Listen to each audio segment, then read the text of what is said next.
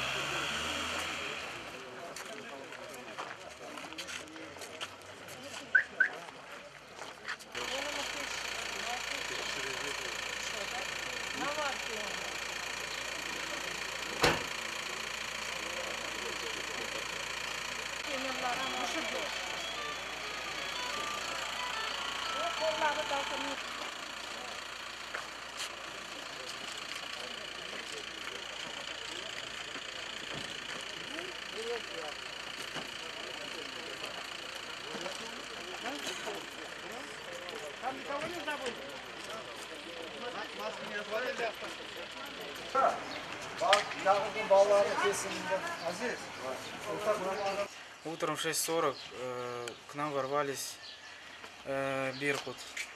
Двое забежали в комнату с калашниками и начали узнавать, кто старший. Потом побежали в соседнюю комнату и через окно направили пистолет на одного из учащихся учеников. Направили пистолет и требовали открыть окно.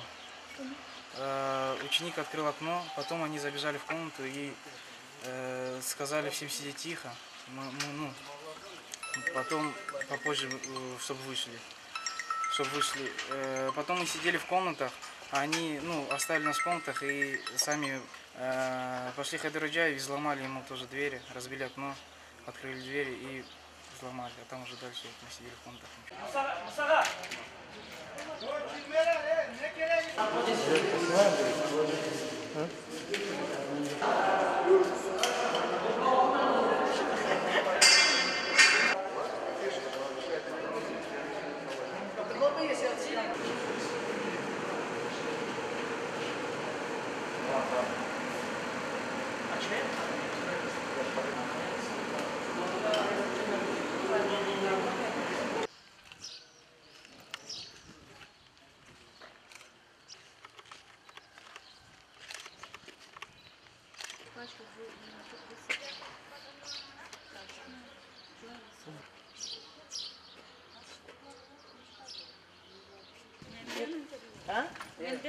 Oğlan şimdi atarsın. Oğlan.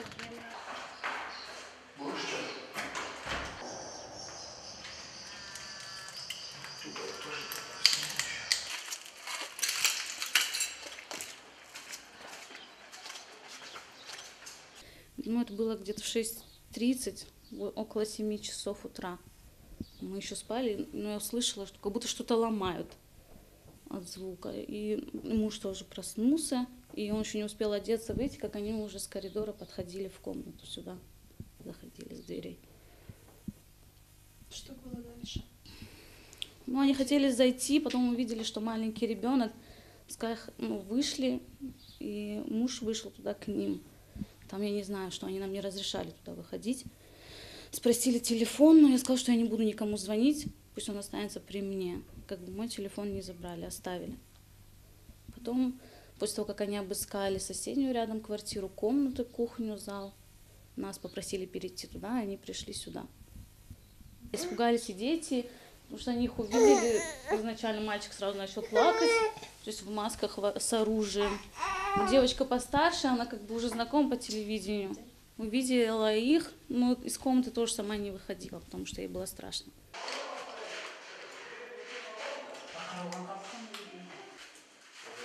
Это нормальная граница, нормальная процедура.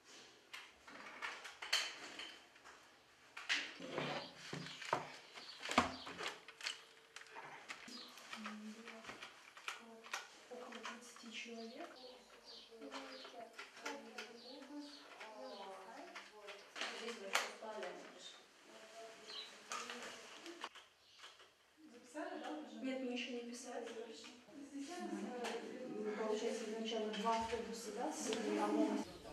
Приехали сюда, мы как бы не поняли, в чем вообще ситуация. Стоит машина полицейская, эти микроавтобусы, автобусы, полно здесь вооруженных людей. Естественно, начали узнавать, что как к чему. Я уже наяривал, с утра я звонил сыну, он был на связи.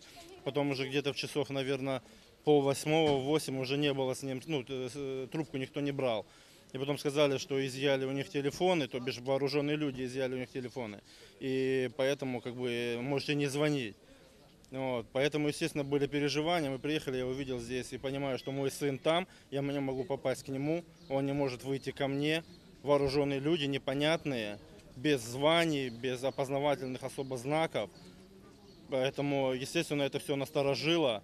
Мы как бы сохраняли спокойствие до тех пор, пока не начали выходить, судя по всему, руководители этого спецотряда.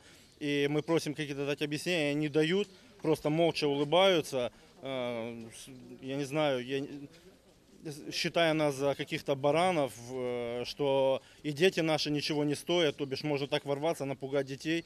Будучи, можно было бы спокойно прийти, и им бы открыли двери, никто бы не сказал бы нет. Им бы открыли двери, покажем, все. Можно даже без предупреждения, нам скрывать нечего. И этому училищу тоже скрывать нечего.